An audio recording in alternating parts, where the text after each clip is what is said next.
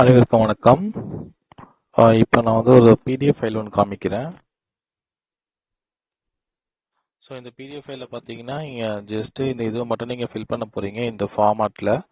So first வந்து உங்களோட பெயர், பயிற்சியாளருடைய பெயர், அடுத்தது நீங்கள் நிபுணத்துவம். ஸோ இதில் வந்து நீங்கள் வந்து எக்ஸ்பர்ட்டாக இருக்கிறீங்க, அதாவது வேத ஜோதிடத்தில் எக்ஸ்பர்ட்டாக இருக்கீங்க, அதை இங்கே டைப் பண்ணிக்கோங்க.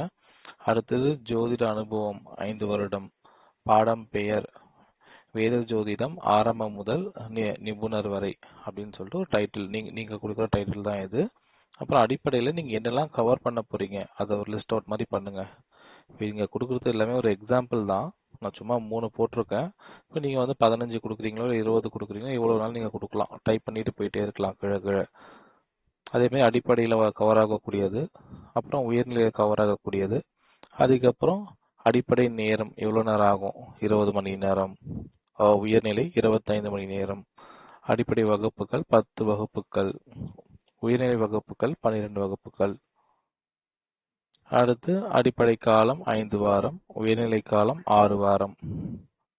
நெக்ஸ்ட் பயிற்சி பொருட்கள் பார்த்தீங்கன்னா பிடிஎஃப் ஃபைல் ஆப்பில் கிடைக்கும். வகுப்பு வீடியோ 3 மாதம், நடைமுறை பயிற்சி, ஜாதக நேரடி ஆராய்ச்சி செய்தல் மற்றும் மாணவர்கள் பயிற்சி செய்தல். ஸோ இதெல்லாம் நம்ம வந்து பண்ணுறோம் ப்ராக்டிகல்ஸ், அதாவது நடைமுறை பயிற்சி. ப்ராக்டிக்கலாக வந்து நம்ம என்ன சொல்லிக் கொடுக்குறோன்னா நேரடி ஜாதக ஆராய்ச்சி செய்வது மற்றும் மாணவர்கள் பயிற்சி பண்ணக்கூடியதாக நம்ம வந்து அந்த ஆங்கிளில் நம்ம சொல்லிக் கொடுக்குறோம்.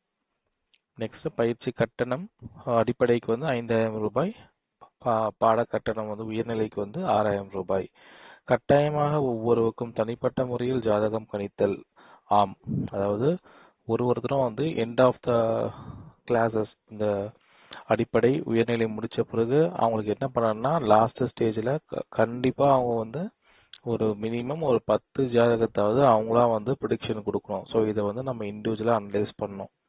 ஸோ மினிமம் 10ன்றது வந்து நம்ம கிளாஸில் இருக்கிறவங்களோட ஜாதகமோ அல்லது அவங்க என்ன ஜாதகத்தை கொடுக்குறாங்களோ அதை வந்து அவங்க வந்து கரெக்டாக வந்து கணிக்கிறாங்களா அப்படின்னு சொல்லிட்டு நம்ம வந்து அவங்கள நோட் பண்ணணும். நோட் பண்ணி அவங்க ஃபீட்பேக்லாம் கொடுக்கணும்.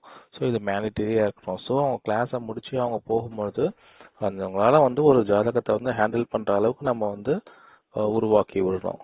ஸோ அதான் நம்மளோட நோக்கம். ஜஸ்ட் கிளாஸ் மட்டும் படிச்சுட்டு போகிறாங்க அப்படின்லாம் இருக்கக்கூடாது. நெக்ஸ்ட் இங்கே பார்த்தீங்கன்னா இங்கே இன்னொரு டேப் இருக்குது. ஸோ இதில் வந்து இங்கிலீஷில் இருக்கும். ஸோ இங்கிலீஷில் ஃபில் பண்ணுறவங்க பண்ணுங்கள், இல்லை தமிழில் ஃபில் பண்ணுறவங்களே இதை ஃபில் பண்ணிக்கலாம். ஸோ இதுதான்.